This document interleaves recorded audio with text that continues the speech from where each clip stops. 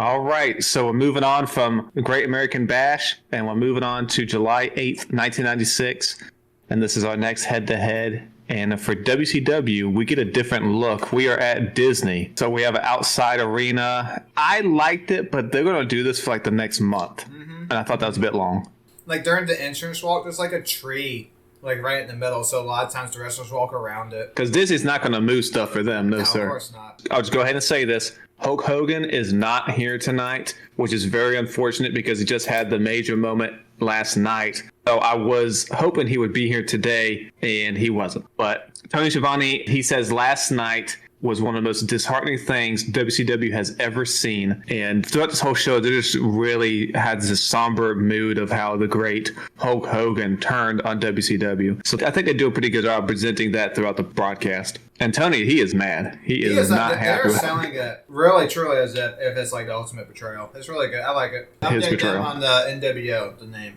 Oh, yes. So we mentioned that Larry Zbyszko had mentioned the term New World Order, and we thought that was maybe WCW foreshadowing. But Bischoff, we just saw this on Twitter the other day. He said that Zbyszko said that on his own. That was not the plan going in. And Bischoff took that phrase from what Zbyszko said. So I thought that was very fascinating that they didn't even know the name of the group until pretty much right before the show.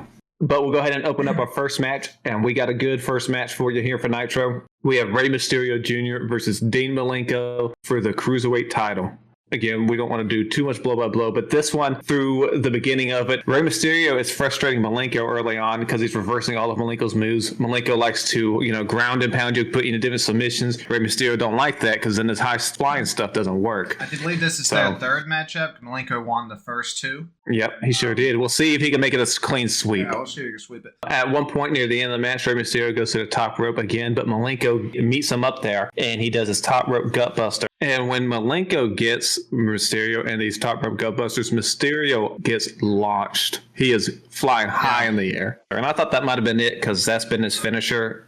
And Rey Mysterio has been beaten by that. But Malenko, he pins him. But as the ref is about to count to three, Malenko, he gets a little cocky and he lets Mysterio up. He's not done with him. Usually Malenko's a serious man, but he doesn't like Mysterio. But for the finish for this, we see Rey Mysterio reverse a move that Malenko was doing into a Hurricanrana for the win, and we have a new Cruiserweight champion. Yeah, so this match was a very good match. It was very clean, very clean. This isn't my favorite match of theirs. Yeah, with this one, I would say for like a TV match, this is about as good as you're going to get. And you got a title change. Yeah, so good moment for Mysterio. The fans were excited. So, of course, Rey Mysterio celebrating with the crowd. But then we move on to a backstage interview with the Nasty Boys and the Steiner Brothers. Mean Gene is there, and he says one of the two teams will challenge Harlem Heat for the tag titles at Hog Wild. Scott Steiner says he respects the Nasty Boys' wrestling ability, and they will see who the best tag team is. Sag says all he cares about is winning those tag team championships, and then Knobs tells the Steiners that it is going to be the 4th of July all over again. So they're going to have a match. Cool deal. And then, of course, another added to your count, Jacob. We have another Glacier vignette coming in July. Week 11. Week 11. They say it's coming in July. We are currently in July. We'll see if it happens. But for our next match for Nitro, we have Hugh Morris and Big Bubba, and they come out with Jimmy Hart versus the Blue Bloods, and they come out with Earl Robert Eaton and Jeeves. Kind of weird how it's heel versus heel, but WCW doesn't care. But during this match, John Tenta comes out and he pulls Bubba down from the apron and he starts to attack him. As this is happening, the Blue Bloods do a double back suplex to Hugh Morris for the win, and Tenta and Big Bubba continue to brawl after the match all the way to the back. So not long match there, but the main thing was to continue the John Tenta Big Bubba feud. That everyone is so enthralled by. Yes, very much so.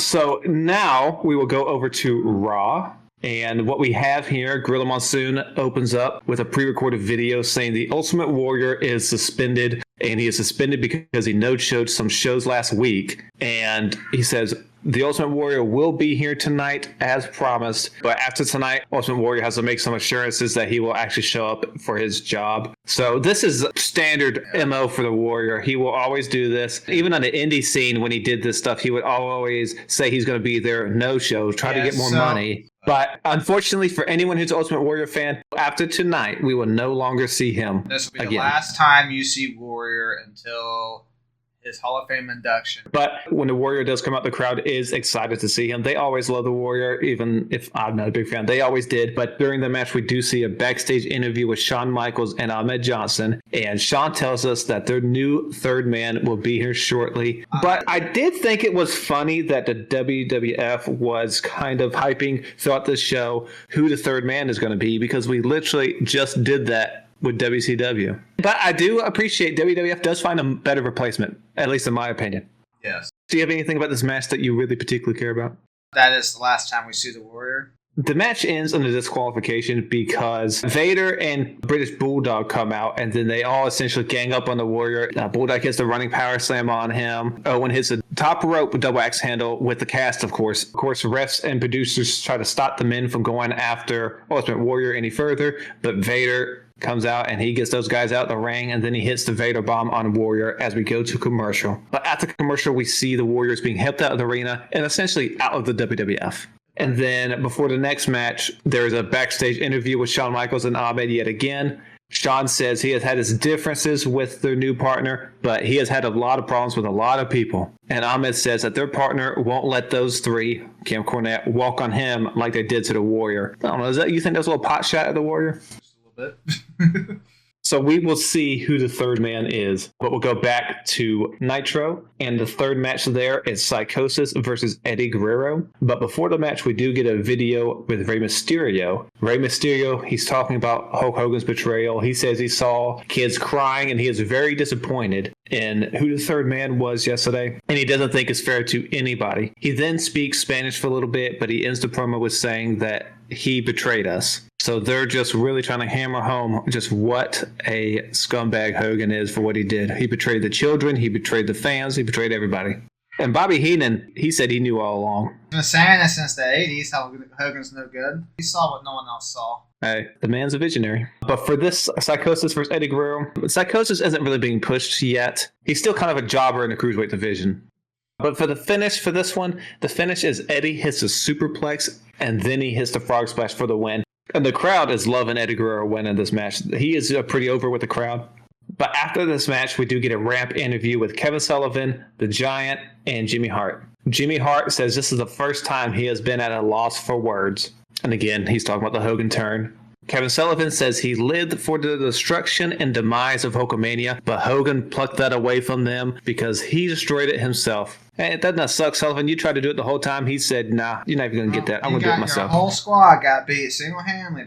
For that Doomsday match, you don't deserve to kill Hulkamania. No. I'm just telling you that right now. But Sullivan kind of says some random stuff that makes no sense. He says Hogan placed the evil back on him. I don't know what he's talking about. But eventually he moves on to Benoit, and he says every time he looks in the mirror, or in his words, the mirror, the way he says that. Benoit. He says every time he looks in the mirror, he sees Chris Benoit, and what he sees is a madman. The Giant then gets a turn. He says, the one thing you got to remember is that as long as the WCW title is on him, then nothing in the WCW will go wrong. The Giant says he is the one who took it from Hogan, and he tells us not to worry about what Hogan did yesterday. And as far as the Horsemen go, they can say they are elite and they won the battle, but they didn't win the war, because tonight he doesn't have to wrestle because the Horsemen lost their match yesterday. It is kind of rare how they actually win the match, because a lot of times it's like, oh, stipulation, if you win, you get a title shot. The person usually wins.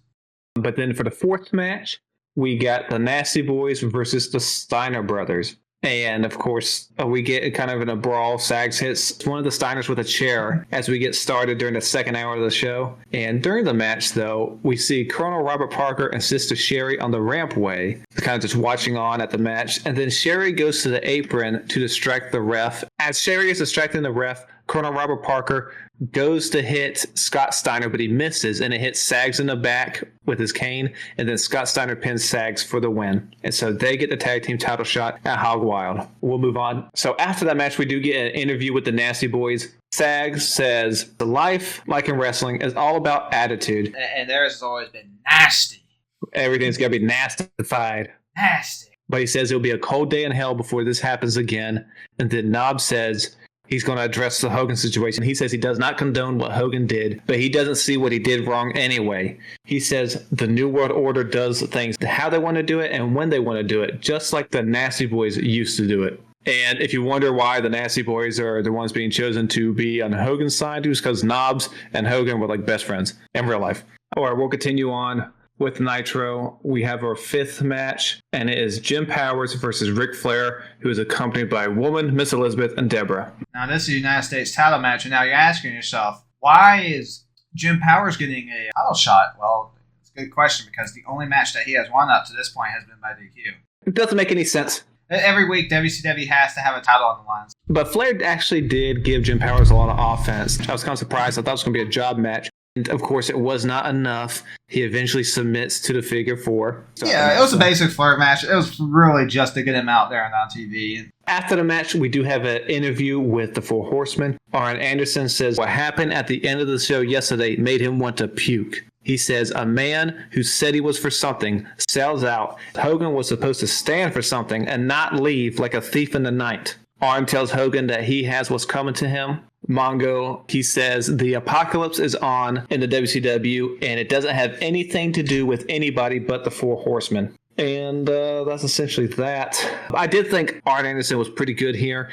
So for our 6th match for Nitro, we have Craig Pittman with Teddy Long versus Chris Benoit.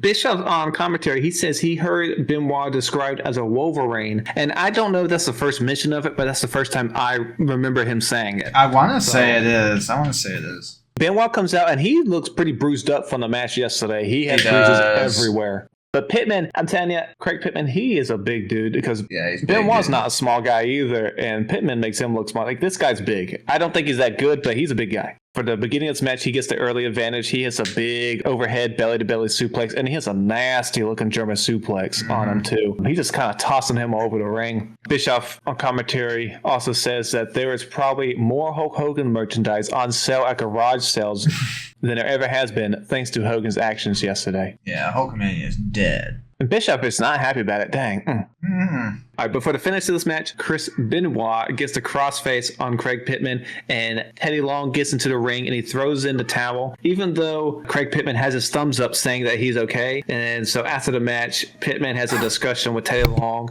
You know, sometimes your corner knows better than you do. I mean, he wasn't getting out of that, so might as well save him. And I'm sure that's what Teddy relayed to him.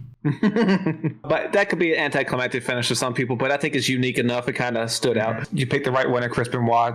Craig Pittman's not really getting over with the crowd, so good stuff. But then we'll go to our 2nd match for Raw. We have Savio Vega versus Justin Hawk Bradshaw with Zebekiah. During Savio Vega's entrance, Brian Pillman tries to come out, but the WWF producers security won't let him. They're afraid of what he has to say, I guess. The commentators don't seem to give a damn about this match because they spend more time talking about the recent debut of Who during the match, and they run that joke into the ground. But in case anyone doesn't know, Who is Jim Neidhart. I don't know why they put him in this Who gimmick. This had to be taken from the Who's on First. They're definitely just riffing off Abbott Costello. But then also later during this match, we do get a phone call with Mr. Perfect. King asks him if he is going to be the 3rd partner as we go to commercial. And then after commercial, it's a little weird. They tell us Mr. Perfect has some phone trouble and they lost signal. So I don't know what the whole point of that was. But the finish for this is Savio Vega. He's running the ropes. Zebekiah grabs his leg. And this allows Bradshaw to go for the clothesline. But Savio still gets out of the way and he hits his spinning heel kick for the win. And then after the match, Bradshaw hits Vega from behind. And then he hits him with the cowbell and then brands him because Bradshaw's a poor loser.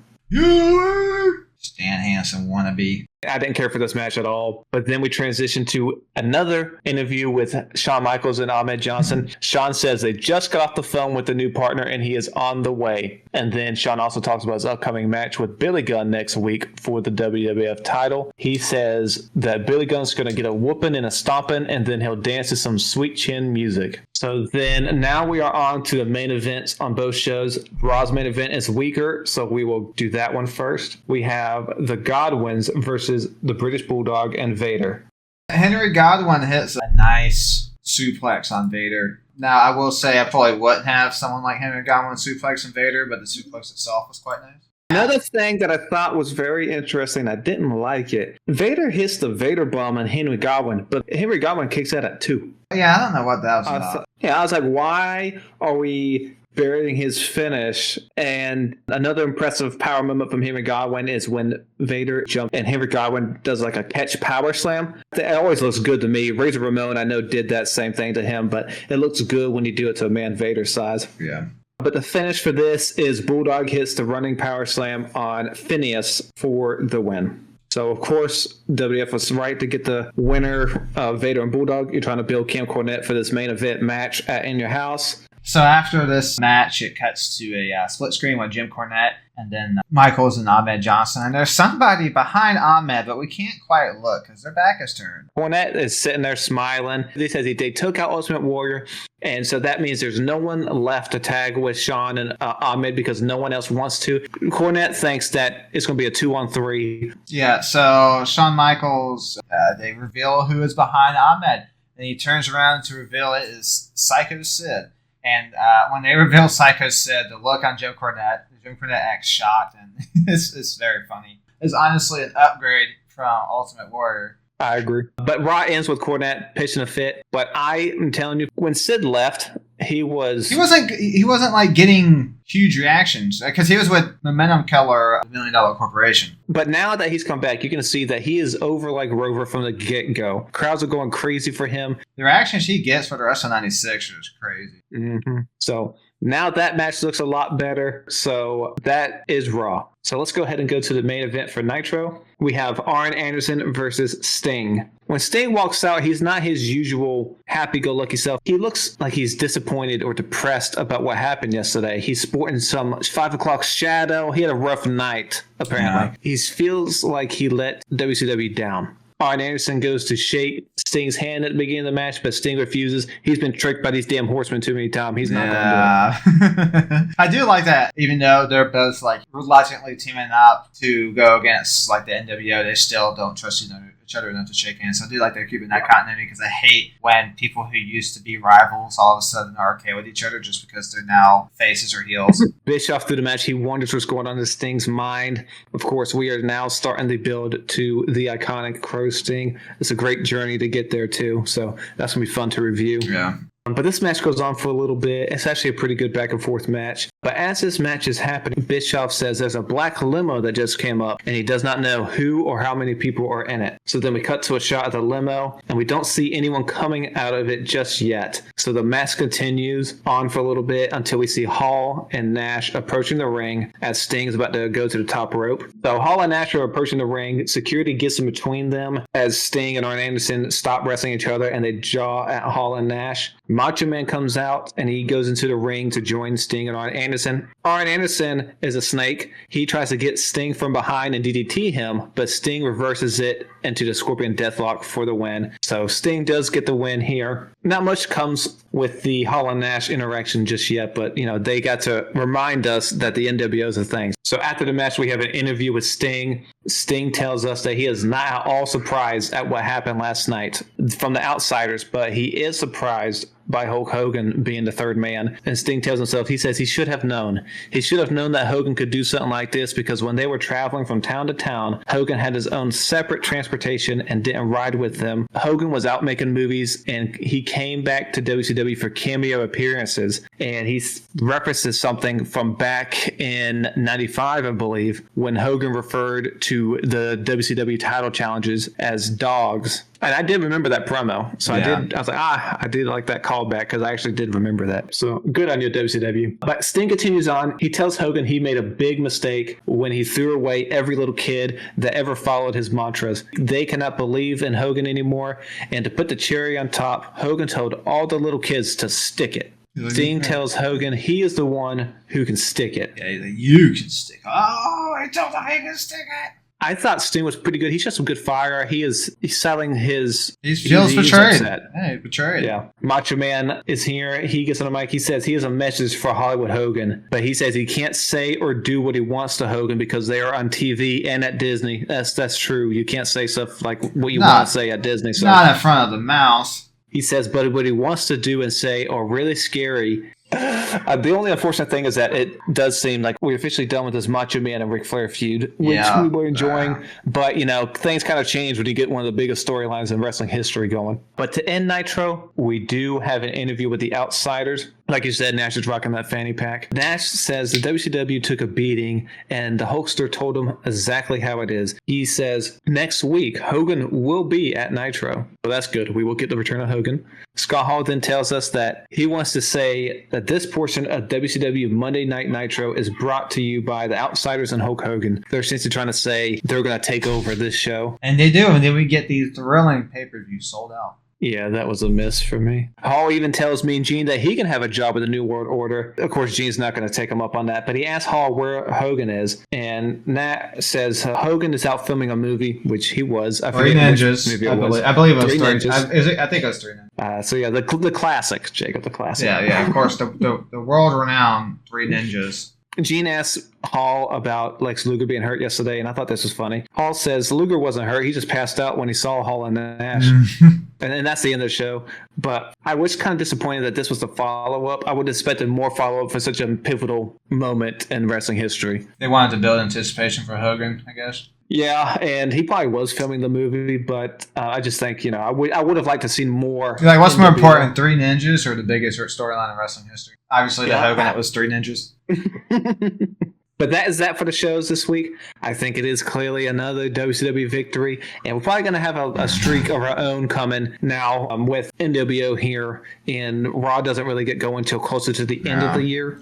Yeah, I got Raw with getting some surprise victories every now and then, but I picked Nitro as well. Obviously, since we just started the streak, Nitro's going to win. It's 3.5 to 2.5. Not a lot of meat in the bone in WWF. Now, they did stuff building on the big angle for the 6-man tag. In between, there's a whole bunch of nothing.